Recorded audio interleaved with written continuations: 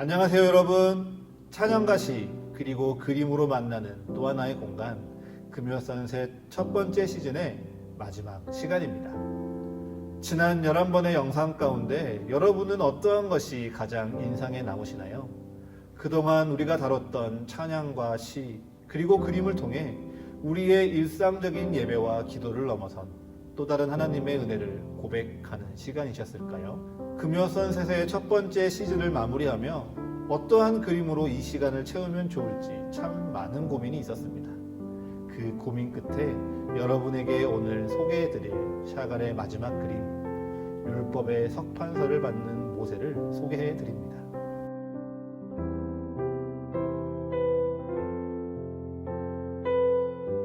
첫 번째 시간에 나눴던 내용과 같이 샤갈은 유대인의 전통과 구약의 가르침 안에서 성경의 메시지를 그림으로 표현하였습니다. 그러한 샤갈에게 모세는 구약 성경에 등장하는 매우 중요한 인물이었습니다. 여러분은 모세하면 떠오르는 성경 속의 장면은 어떤 것인가요? 궁에서 왕자로 살아가는 모습? 광야에서 외로움 속에 홀로 견뎌내는 모습? 애굽 왕에게 담대히 나아가 기적을 행하는 모습이나 광야에서 이스라엘 백성을 이끄는 모습까지 참 여러 장면들이 떠오르실 텐데요. 렘브란트는 모세의 여러 모습 가운데 이러한 모습이 떠올랐던 것 같습니다.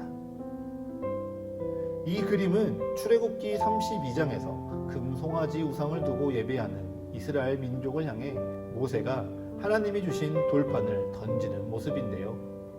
십계명의 돌판을 들고 있는 모세의 표정이 비장하고 엄숙하며 심각하기까지 합니다. 반면 샤갈의 묵상 가운데 모세의 모습은 이러합니다. 첫 번째로 보여드렸던 그림은 출애굽기 3장에서 떨기나무 앞에서 하나님의 부르심을 받는 모세의 모습입니다.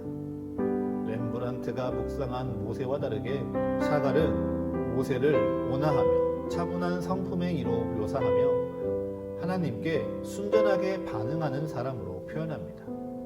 온몸을 흰빛으로 표현하고 심정에 오른손을 얹으며 경이롭게 떨기나무를 바라보는 모세는 새로운 운명을 향해 자기를 내어 던지기로 결단하는 존재로 느끼게 합니다.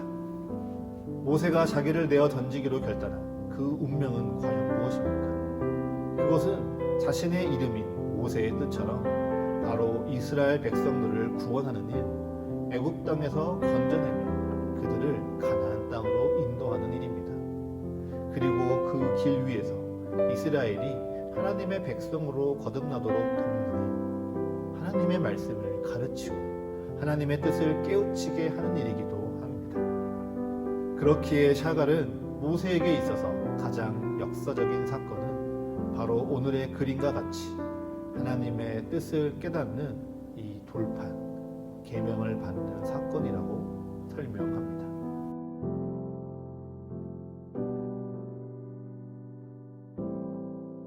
사실 샤갈은 여러 그림이나 판화에서 모세와 율법에 관한 주제로 여러 그림을 그렸는데요.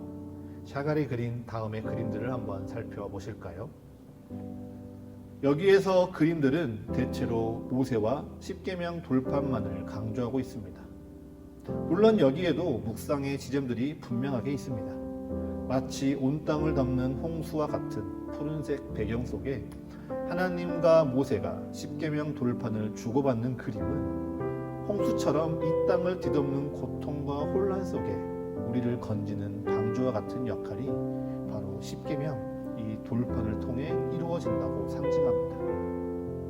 반대로 이 그림은 붉은색이 갖는 무질서에서 질서로 나아간다는 색채의 메시지를 통해 이 무질서한 세상을 하나님의 뜻과 계획대로 바라보는 창과 같은 역할을 이 십계명을 통해서 이루어진다고 해석할 수도 있습니다.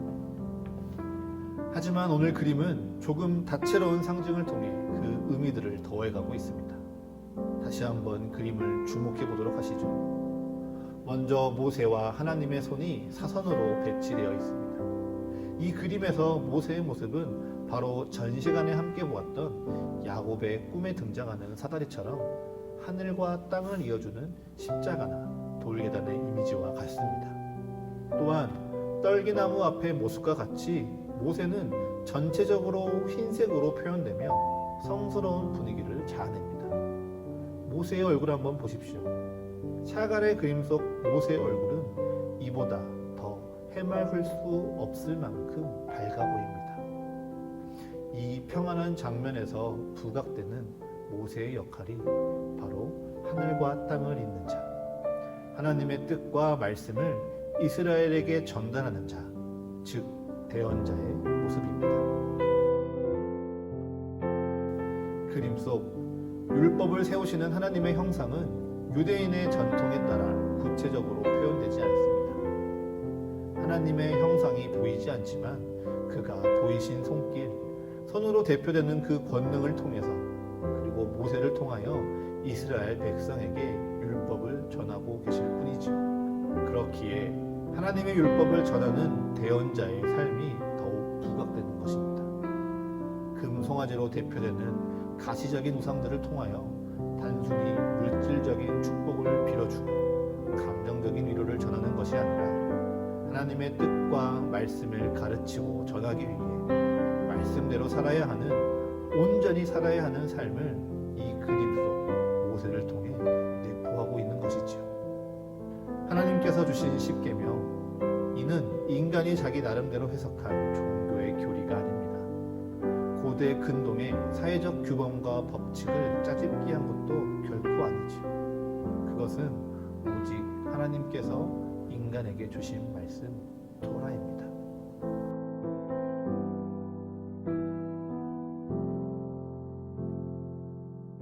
이스라엘 민족은 그 법을 히브리어로 토라라고 읽습니다. 그리고 이 토라라는 히브리어의 원형은 야라라는 동사입니다. 야라, 화를 쏟아, 관역을 명중하다라는 의미를 갖고 있는데요. 유대인들은 자신들의 삶에 일정한 길이 있다고 믿어왔습니다. 그리고 그 길은 화살이 관역을 향해 지체 없이 질주하는 길과 같기에 그 길에 들어서면 그 길이 바로 목적지라고 여겨왔습니다. 화살이 가는 그 길, 화살이 시위를 떠나 날아가는 그 길을 동양에서는 도, 하나님의 도라고 번역했는지 모르겠습니다.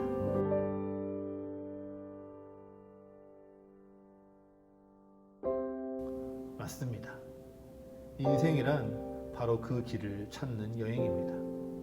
그 길이 있다고 믿고 그 길을 가르쳐 주시는 하나님을 신뢰하며 매일매일 뜻을 구하는 구도자의 삶, 예배자의 삶을 산다면 야라, 관역을 향해 활을 쏘았기에 여러분은 이미 목적지에 도달한 것입니다. 지금 나의 모습이 나의 계획, 나의 소망과 조금 다를지라도 말이지요. 그리고 여러분을 축복합니다.